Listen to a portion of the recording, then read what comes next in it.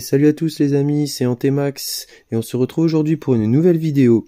Donc voilà, chose promis, chose due, et suite à la dernière vidéo sur mon premier unboxing de chez Fourmi Home, j'ai décidé aujourd'hui de vous présenter enfin les célèbres Messor Cephalotes, le Saint Graal de la Messor pour moi.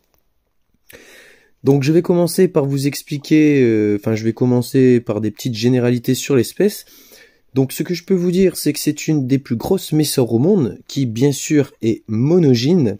Elle vit principalement en Afrique, plutôt vers le Kenya, l'Éthiopie, voire même la Tanzanie. On la retrouve généralement dans des endroits sablonneux ainsi que les steppes d'Afrique. Cette espèce possède un fort polymorphisme avec différentes tailles, dont une reine pouvant atteindre les 2,5 cm. Et oui, c'est énorme. Après, nous avons pour les ouvrières 1,4 cm et 2,2 cm pour les majors. Cette espèce possède de jolies couleurs noires et rouge vif, de quoi ravir n'importe quel passionné de la Messor. En termes de nourriture, c'est une espèce qui est principalement granivore. D'ailleurs, je conseille de concasser un peu vos graines au début de la fondation, ce qui est un réel succès chez moi, car les ouvrières, malheureusement, n'ont aucune pitié de laisser travailler leurs pauvres reines.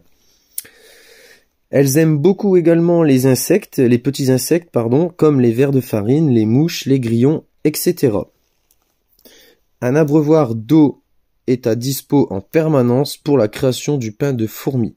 Je tiens à préciser que je voyais régulièrement des ouvrières aller boire, ce qui est normal pour une Messor, mais de là à voir une gyne sortir pour boire et se nourrir sur les insectes, ça m'a toujours trituré un peu l'esprit. Et j'ai jamais réellement d'explication parce que beaucoup d'éleveurs ont ce même phénomène. Donc voilà, cette espèce a un gros besoin en protéines dû à sa taille hors norme, donc il faut souvent lui donner des insectes. Moi personnellement, je leur propose tous les 3 jours des insectes frais, mais à l'heure où je vous parle, elles n'acceptent hélas que la nourriture lyophilisée que je leur propose. Il faut savoir que chaque Messor, par exemple les Cephalotes, ont des habitudes différentes les unes des autres, et ce sera à vous de trouver ce qui leur plaît le plus. Maintenant, en ce qui concerne les températures, personnellement, je les chauffe à 26 degrés le jour et 21 degrés la nuit. Tout ça géré par un thermostat qui fait jour et nuit. Le nid, quant à lui, est en béton cellulaire ou en pierre reconstituée pour d'autres, et ce qui pour moi est parfait pour cette espèce. D'ailleurs, je tiens à faire un petit clin d'œil à eBugs et Antmesso qui ont décidé de se lancer dans les petits modules de fondation et qui sont au top pour nos petites fourmis. Donc pour l'humidité du nid, celui-là, j'ai donc opté pour une humidité aux alentours de 65% et je vois que ça a l'air de leur plaire car je ne vois plus trop sortir les ouvrières s'abreuver ainsi que la reine. Chose qu'elle faisait beaucoup au début. J'en ai donc déduit que l'humidité du nid est parfaite pour la création du pain. Cette espèce n'a pas forcément besoin de diapause, et pour cette première année, je ne vais pas lui en faire. Par contre, en revanche, l'année prochaine, je compte lui faire une diapause tout de même, car actuellement, on a des pics à 12 degrés la nuit au Kenya. Ce que je peux aussi vous dire, c'est que la fondation se déroule de manière claustrale, donc sans alimentation, mais ayant discuté avec quelques éleveurs, il y a 2 écoles.